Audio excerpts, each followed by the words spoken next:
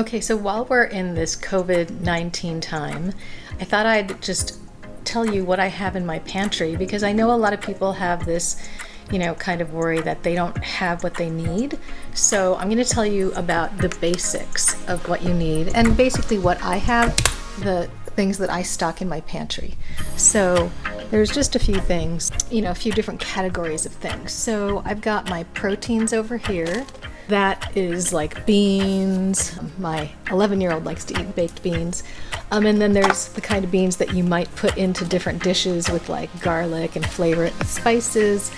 And then we've got some vegetables. I don't normally do a lot of canned vegetables, but I thought just in case something happened where we don't have access to like normal vegetables. I've got a few vegetables here, green beans. There's dry beans that you can soak. It takes a little bit more time, but these last a long time. Canned tuna is amazing. It just helps so much to have canned tuna that will last forever. You can use it in so many different ways.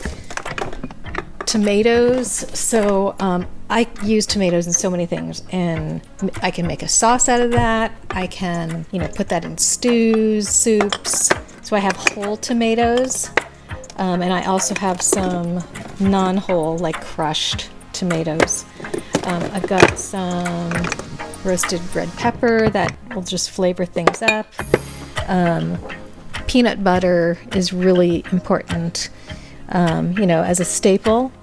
Let me see what other things I have here. I have some vegetable-y things like bamboo shoots and water chestnuts. I don't know if you can see that, but coconut milk. Let me get back here. Some broth, beef broth, flavoring, tomato paste, garbanzo beans, some sardines. This is great because you can make sauces with that. It's concentrated, this tomato paste. I've got some, these are random here. There's some applesauce here.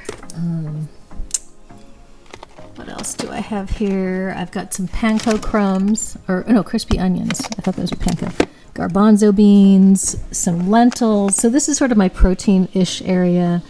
I've got some grains back here. So I've got sushi rice. I've got other rice. I have pasta. I think I have some other grains back in these other containers here. Like I've got sweet rice back there that I don't use very often. I see tapioca flour. A few sauces. This was from Thanksgiving. I don't know what that's doing there. I haven't used that in a while. So I have some broths. This is a really easy pho. If you want to do like pho broth, like noodles, Asian noodles. And then broth, regular like chicken bone broth is super important. More rice. I've got some more sauce type stuff, sesame oil, granola bars for, hiking or whatever, some maple syrup, blackstrap molasses. Here's some risotto. Now these are like things like rice. You need staples like rice, grains, pasta, protein, a little bit of vegetables, this avocado mayo. This is a Korean sauce that I probably wouldn't make on my own. So staples like that, and then a lot of chicken broth. Bone broth you can use in so many things. Make a soup, but also sauces. And I've got some more tomatoes back there, some tea. I have this rice ramen, which you can make a really fast, easy meal out of that. Salt, sugar, brown sugar.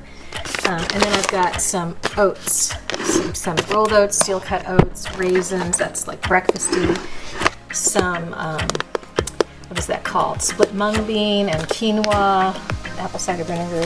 And then I've got my flour, my sort of baking area. I've got some spelt flour, I've got stuff for pizza, which is like corn flour or cornmeal, sugar, more oats, more sugar, more flour, different kinds of flour. Then I've got these, which are really important, these aromatics. So you need onions, you need garlic. I have ginger and turmeric, which are antiviral, so that's really great. And these stay good for a long time. Potatoes, sweet potatoes and regular potatoes stay good for a really long time. So all of these are definitely staples. I've got some alcohol back there, bottles of wine and stuff. Some of them are for cooking. And so that's my dry pantry, kind of. Now I've got this armoire here that I've stocked with a bunch of stuff. So here's my spice area. Now you don't have to have this much. You could have some basic spices, and the basic ones I use a lot are cayenne, which is somewhere back here. There's cayenne. I use oregano a lot, and basil, and you can choose your own spices that you really like. I like bay leaves. I have a lot of spices, so it's really up to you, your tastes. But I find garlic salt or powdered garlic and onion powder are really great because you can throw that into things too. We've got our snack area. This is just like chips and nuts and dates and crackers and things like that that they can just grab. Then I've got a few more things down here which I just didn't have room for. So I've got like pumpkin puree and peanut and nut butters back there, some Hawaiian salt, some more coconut milk, and just some extras back here. And then I have a whole nother area down here, which is my baking. So I'm pretty stocked. I've got everything that you would want for baking in there. And so that's my basic like dry pantry area. We've got stuff in the freezer. Now we have right now what we're using is this tiny house refrigerator, so it's actually pretty small. I don't know if you can see compared to me, like see how tall I am. I'm only 5'2". And so, we've got some fruit, frozen fruit for smoothies, extra bread, because you can always freeze bread. You can always freeze tortillas. Peas are good to have, peas and corn. I know I have some corn right here. I've got some phyllo dough. You can always freeze like burger buns. There were too many in the pack. I've got some 1 ton, not that you would need this, but I've got 1 ton skins. You can always throw like vegetables, meat, all kinds of things into a 1 ton skin and make soup or dumplings or pot stickers.